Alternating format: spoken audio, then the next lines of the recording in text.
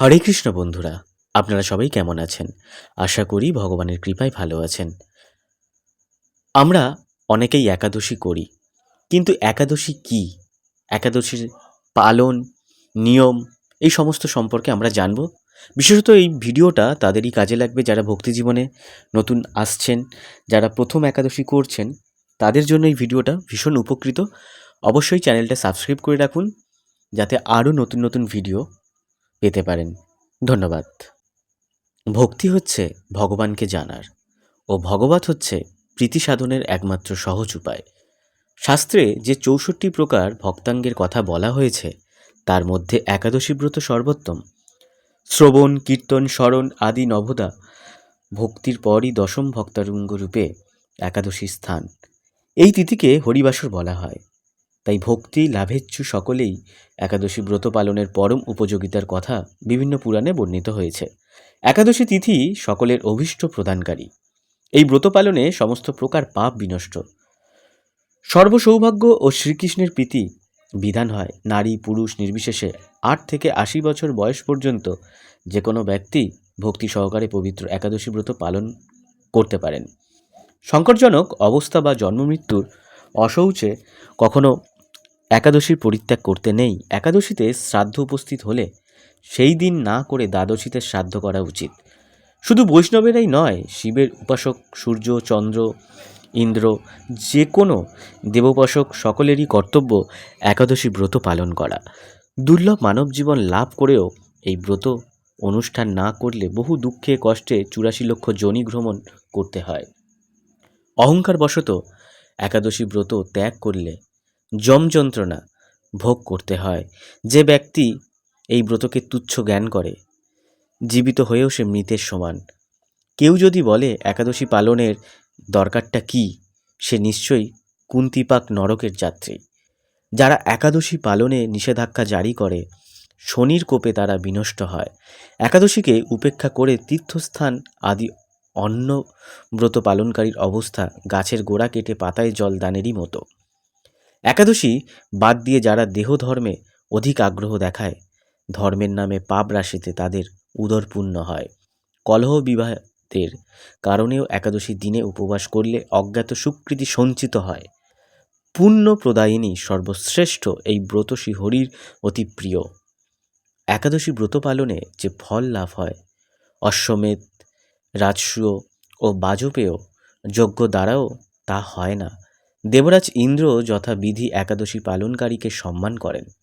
একাদশী ব্রতে ভগবৎ শ্রবণে পৃথিবীদানের ফল লাভ হয়।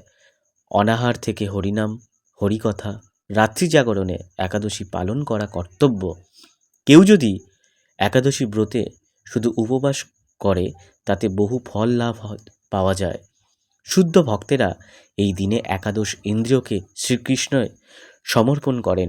একাদশীতে শস্য মধ্যে সমস্ত পাপ অবস্থান করে, তাই চাল, ডাল, আটা, ময়দা, সুজি, সরিষা আদি জাতীয় খাদ্য দ্রব্য একাদশী দিনে বর্জন করা উচিত।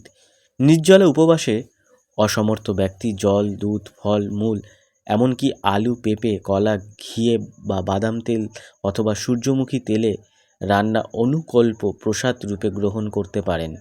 রবিশস্য যেমন ধান, গম, ভুট্টা, ডাল ও সরিষা ও সোয়াবিন তেল অবশ্যই বর্জন করতে হবে। দশমী বিদ্যা একাদশীর দিন বাদ দিয়ে দ্বাদশী বিদ্যা একাদশী ব্রত পালন করতে হয়। একাদশীতে সূর্যোদয়ের পূর্বে ও সূর্যোদয়কালে 1 ঘন্টা 36 মিনিটের মধ্যে যদি দশমী স্পর্শ হয়, তাকে দশমী বিদ্যা বলে জেনে পরদিন একাদশী ব্রত পালন করতে হয়। মহাদ্বাদশীর আগমন হলে একাদশীর উপবাস ব্রতটি মহাদ্বাদশীতেই করতে হয়।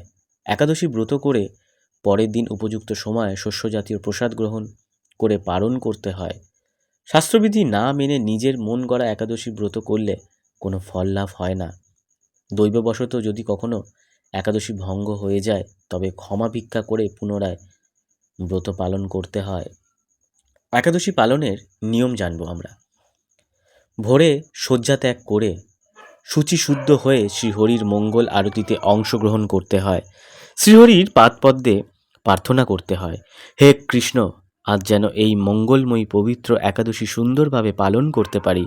আপনি আমাকে কৃপা করুন। একাদশীতে গায়ে তেল মাখা, সাবান মাখা, পরনিন্দা, পরচর্চা, মিথ্যা ভাষণ, ক্রোধ, দিবানিদ্রা, সাংসারিক আলাপাদি বর্জনীয়। এই দিন গঙ্গা আদি তীর্থে স্নান করতে হয়।